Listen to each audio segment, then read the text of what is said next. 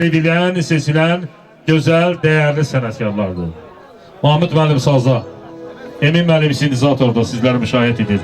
Nasifə xanım populyar, gözəl, nəğməkar, gözəl müğənnimizdir. Hər biri var olsun. Və bu gözəl günü yaddaşlara köçürən, tarixlərə aparan operator Azər qardaşımızı salamlayırıq. Var olasan. Toya nə var ki, toy bu gün olur, qutarır. Amma kaset olmadısa elə bir ki, toyun heç bir mənası olmaz. Gözəl, bizim kameraman qardaşımız bugün bu məclisi tarixlərə, yaddaşlara köçürər. Biz də istənilən vaxt baxıb, ruhi qidalarıq, ləzzət alarıq. Var olun, Nasifə xanım deyirəm bir gözəl olsun. Buyurun.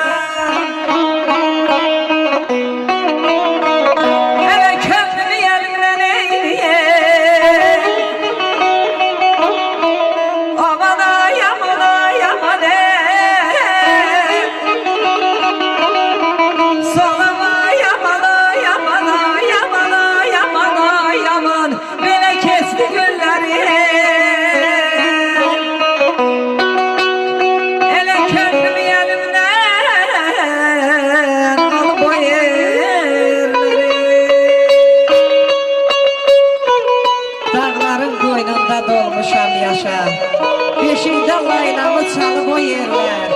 Özümdən xəbərsiz uşaqlığımdan könlümü əlimdən alıb o yerlər.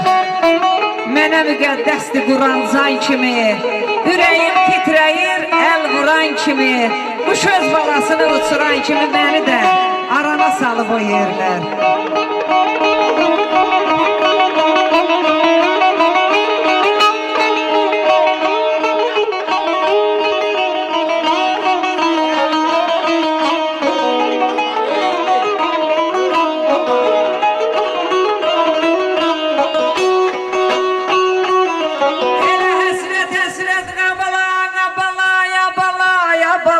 Baxma yollara, elə könlümdə var elə gezaq qarara,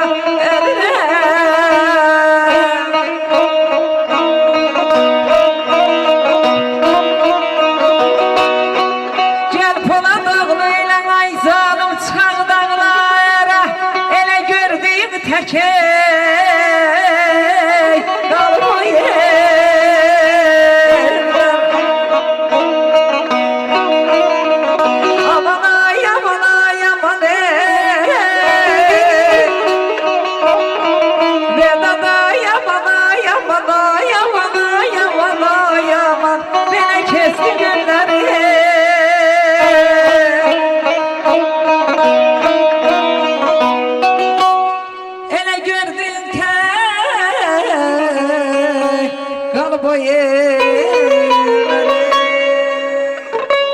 Elə həsrət baxma yollara, əgər könlündə var, get axtar ara.